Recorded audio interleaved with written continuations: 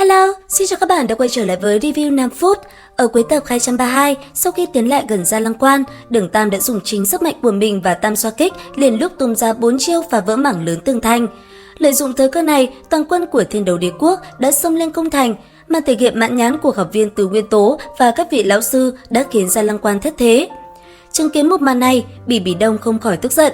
Lúc này, nàng ra lệnh cho tất cả hồn sư cùng công đội toàn lực đối phó.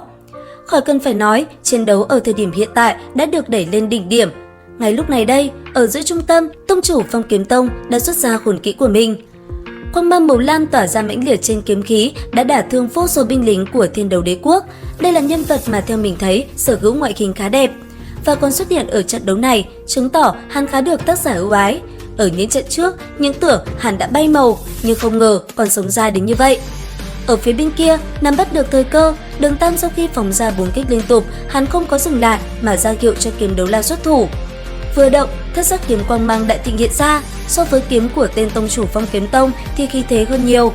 Ầm một tiếng, đệ nhất kiếm của thất sắc kiếm bổ xuống, Hội Thanh Hà tự như bị một kiếm chặt đứt, trong nháy mắt tạo ra những rãnh nước khổng lồ. Thế nhưng, chưa dừng lại ở đó, kiếm ảnh giữa không trung lại lóe lên, tổng cộng 13 kiếm đều chém xuống con sông Hộ Thành.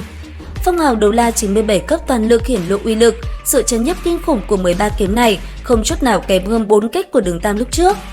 Lúc này, Bỉ Đông vừa mới trọng thương, tuy chưa khôi phục hoàn toàn, nhưng thực lực 99 cấp của nàng tạo ra uy hiếp rất lớn với đội quân.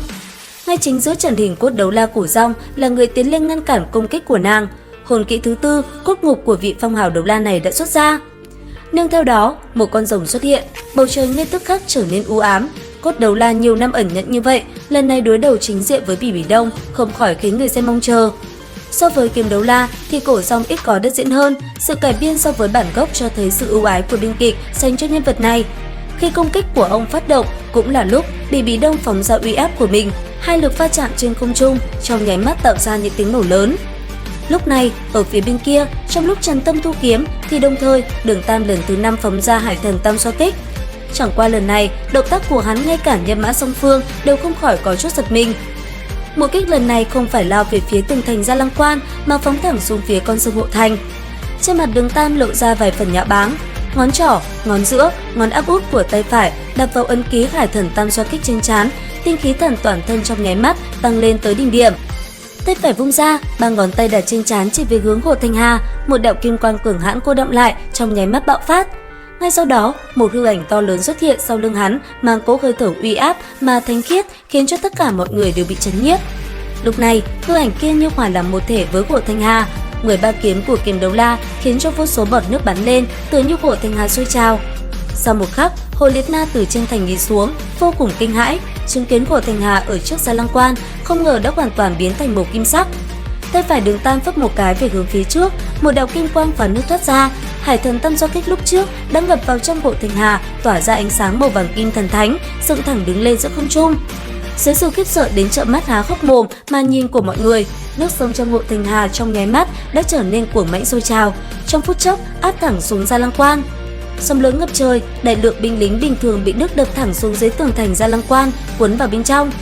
Phải biết rằng tường thành Gia Lăng Quan độ cao chừng gần 100 thước, từ độ cao như vậy mà ngã xuống, hơn nữa lại cộng thêm lực của nước đánh vào. Nhất thời, các binh lính bình thường kia tổn thất thảm trọng.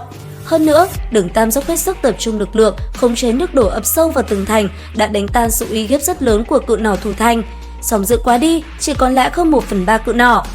Với cục diện trước mắt, liệu rằng đại quân Vũ Hồn Đế Quốc có thể xoay chuyển cục diện hay không? Cùng theo dõi kênh để biết thêm chi tiết nha. Đến đây thì hết tập 233 Đấu La Đại Lục. Xin chào và hẹn gặp lại các bạn ở những video tiếp theo.